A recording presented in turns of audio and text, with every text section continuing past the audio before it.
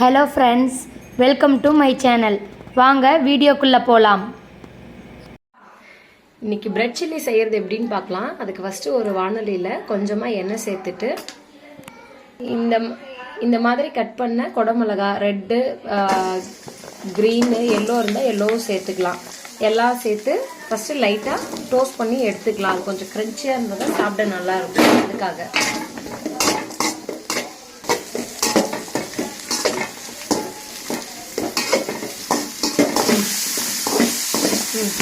இப்போ ஓரளவு டோஸ்ட் ஆயிடுச்சு. இதை தனியாக எடுத்து வச்சிடலாம்.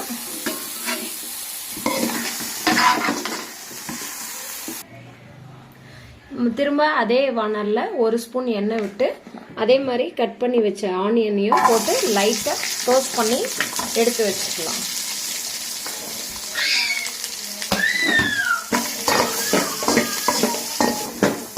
கொஞ்சம் லைட்டாக கலர் சேஞ்ச் ஆகிற வரைக்கும் டோஸ்ட் பண்ணிக்கலாம்.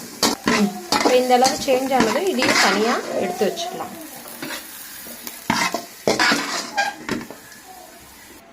இப்போது பிரெட் சில்லி எப்படி ரெடி பண்ணலான்னு பார்த்துக்கலாம். அதுக்கு அதே வானலில் கொஞ்சம் நெய், இப்போ கொஞ்சம் அதில் ஜீரா ஒரு 1/2 ஸ்பூன் போல்,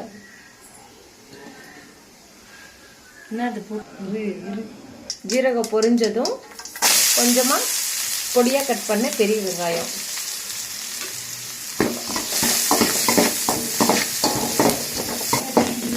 வெங்காயம் வதங்கினதும் 1 ஸ்பூன் இஞ்சி பூண்டு பேஸ்ட்டு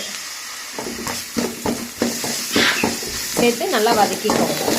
நல்லா பச்சை வாசனை போனதும் நல்லா 3 பெரிய தக்காளியை இப்படி மிக்சியில் போட்டு நல்லா அடித்து வச்சுருக்கேன். இதை இதில் சேர்த்துக்கலாம். இப்போ இந்த தக்காளி பச்சை வாசனை போகிற வரைக்கும் நல்லா வதக்கிக்கலாம். தக்காளி நல்லா கொதிக்கட்டும், பச்சை வாசனை போகிற அளவுக்கு நல்லா கொதிக்கட்டும். கொதிச்சதும் இதில் மசாலாலாம் சேர்த்துக்கலாம். இப்போது தக்காளி பச்சை வாசனைலாம் போயிடுச்சு. இப்போ நம்ம இதுக்கான உப்பு, தேவையான மசாலா எல்லாம் சேர்த்துடலாம். முதல்ல இதுக்கு தேவையான அளவு உப்பு, கொஞ்சம் மஞ்சள் தூள், கொஞ்சம் தனி மிளகாய் தூள், 1/2 ஸ்பூன் கரம் மசாலா, ஒரு 1/2 ஸ்பூன் ஜீரா பவுடர்.